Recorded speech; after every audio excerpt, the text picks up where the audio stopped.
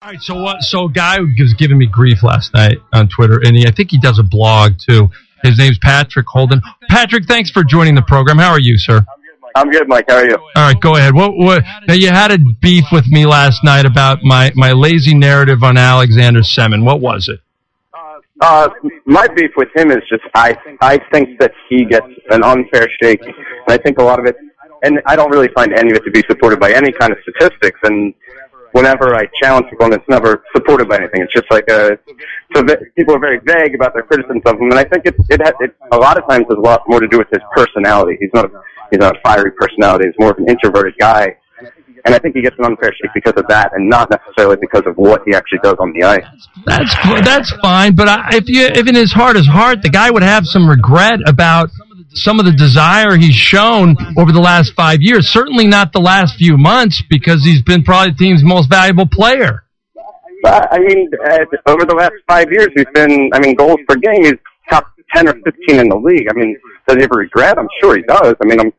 But it's just, when he plays badly, it's why isn't he playing this well? Why is he such an enigma? Why is this? When Ovechkin plays badly, it's like, what can we do to get him back to being a top player? When Semin's not playing well, it's, well, why isn't he a top player all the time? And I think that's unfair. Of course he has regrets. Every player out there has periods they don't play well. And Semin, like I said, I think because of his personality and his style of play, when he's not playing well, he can look disinterested or lazy. I totally disagree. I totally disagree. Ovechkin's been criticized heavily the last few seasons. Ovechkin's had his life turned over by the Washington Post and other publications. And the fans don't criticize Alex Semin because he's introverted. The media might, because the media might have this chip on their shoulder about the fact that Alex Semin doesn't learn English and doesn't come out in the hallway and speak to them one-on-one. I could care less about that in the media that have their problems with him. But the fans, really, they have no issue with him about being introverted. They have issues with the way that he plays on the ice. I didn't say that Ovechkin wasn't criticized. I was pointing out the difference, the way in which Ovechkin is criticized versus the way in which Semin is criticized, when really Semin is one of the more productive players in the league, but is given a hard time because he doesn't always appear to be one of the best players in the league. Yeah, I guess. Didn't Wise call you a woman last night on Twitter or something?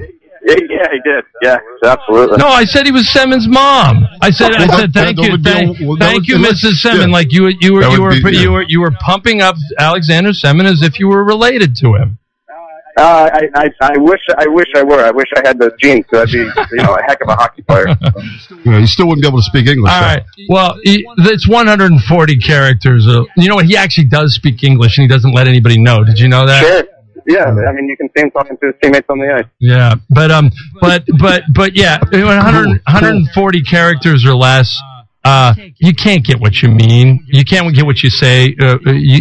All I heard was a bunch of ninnies worried about some guy. I love Semin. He's a great player. The Caps wouldn't be in the playoffs and won for a couple of his shootout goals. But the bottom line remains, he hasn't lived up to his potential, and if he doesn't.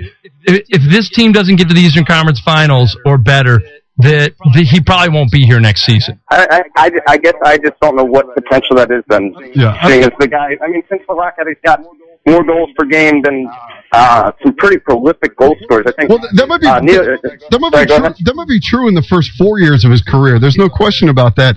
But this particular season and last season, he played as many games as he's played in any single season in his entire career. And he only scored 21 goals. Sure, yeah, but he also, but you say he only turned on the last month or so. From December through February, he was a point-per-game player.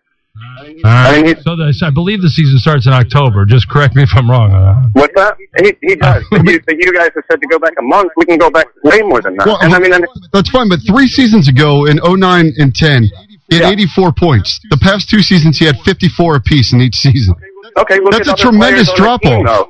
How much has Mike Green dropped off point production-wise? This isn't about Mike Green. This isn't about Mike Green. This is about Alex Semin, Patrick. Help! Stay with me. Stay with me. No, my point is, stay with me, that every player on the team, their offense production has dropped off because they're not the most prolific offense in the league anymore like they were that 1 week.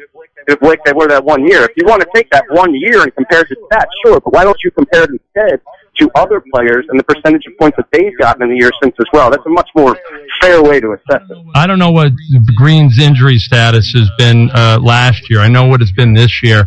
I do know this. We can agree to disagree. I won't get into a lazy narrative on Alexander Semin not caring if you don't be his agent. If I don't what? If you're not his agent. Okay, I suppose we can agree on that, Mike. And Patrick, let's get clear. Brooks Like-Year is your blog? Yeah, brookslaichyear.com. All right, I'm giving your blog some credit, and I heard you're a heck of a karaoke guy.